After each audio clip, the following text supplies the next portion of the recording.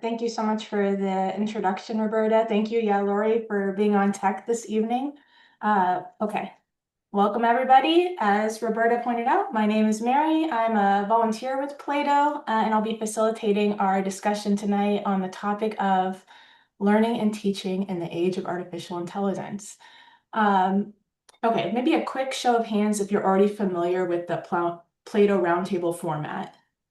Just kind of, yeah, it's looking like most of you. Okay, great. Yeah, so it's like I'll give a sort of 10-minute introduction that hopefully helps to spark the conversation and maybe signpost a few of the questions that we might pick up if we're interested that I think are philosophically rich.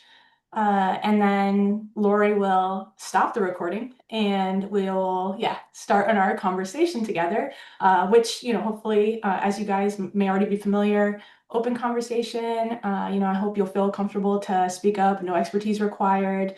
And it's not a lecture. I don't have a lecture prepared, nor is it a Q&A where I can really serve in the role of expert. I am, by no stretch of the imagination, am I an expert on artificial intelligence, computer science, or honestly, technology generally. In my case, I'm like, it's a big success that I successfully joined the Zoom meeting. I'll probably like high five my husband after this talk. But I am an educator and I am very concerned with the impact of AI on my students, for myself and my colleagues in teaching, and in other sectors as well. So I think this is a really important conversation. I love that PLATO provides a platform where we can kind of get together and talk about this and think through some of these implications. Okay. Uh, so the topic of teaching and learning in the age of artificial intelligence obviously encompasses a wide range of questions and possible avenues of inquiry that we can pursue. And I'm genuinely jazzed to see where the conversation goes tonight. I thought I'd offer some like working definitions of some of the terms that are likely to come up. Uh, for example, what do we even mean when we say artificial intelligence or AI?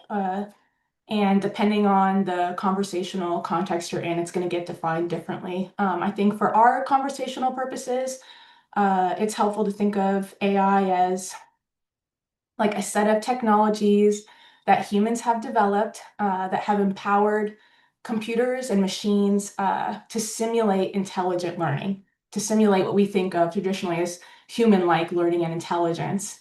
And so we know they're at a point where they can do things like reason and analyze data, uh, make decisions, make recommendations, uh, creative problem solving, creative composition and writing, and then natural language and generate natural language responses. And so another term we sometimes hear in conversations about AI is the acronym LLM. I think it shows up in the optional reading as well. LLM is just an acronym for large language models. Large language models are a type of AI system. And so when we're talking about chatbots like ChatGPT or Gemini, which are very likely to come up in this conversation, those are types of large language models.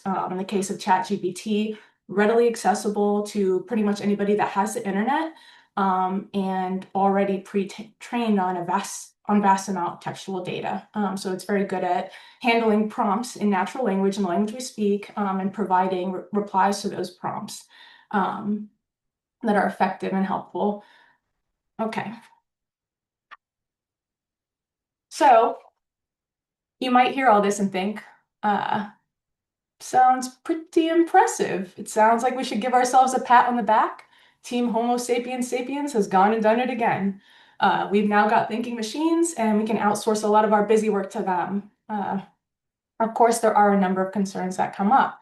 It seems to be the case that yes, as a tool, it seems relatively clear that it has the possibility of enhancing our learning and improving our workflows. But in terms of a tool and how it's getting used right now by students in particular, what we may think beyond that as well, there are some concerns. There's rampant misuse of AI by students, including prohibited use of ChatGPT on take-home work and assessments.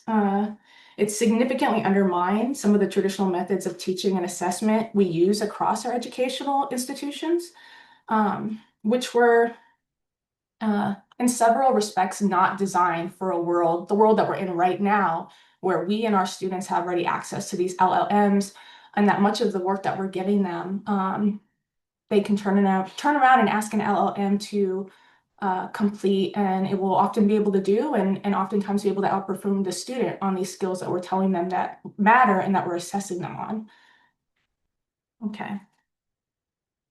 So a few questions we may take up tonight, although I don't want to limit the conversation. You can go anywhere with this. It's just a few that have come up in these sorts of conversations that are fascinating. How should teachers, schools, colleges, universities adapt to a world where students, colleagues, and employers have ready access to LLMs? Does our students' ability to outsource or offload knowledge work to AIs undermine the value of the skills that schools and colleges teach our students today? What are the purposes of primary, secondary, higher education in the age of AI?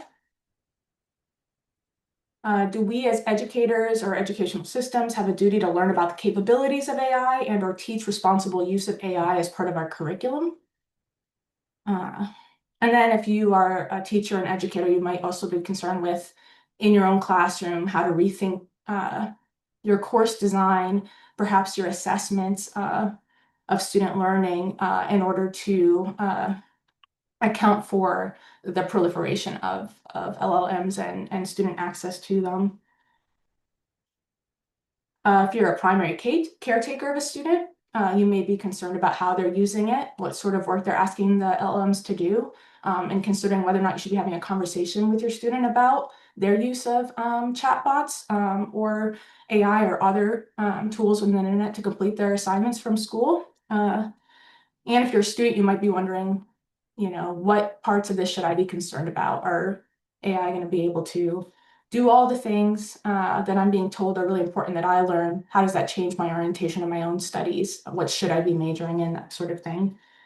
And if you had an opportunity to look at the optional reading, you sort of know probably that the author's primary concern in that reading is not so much AI's outperforming us as us.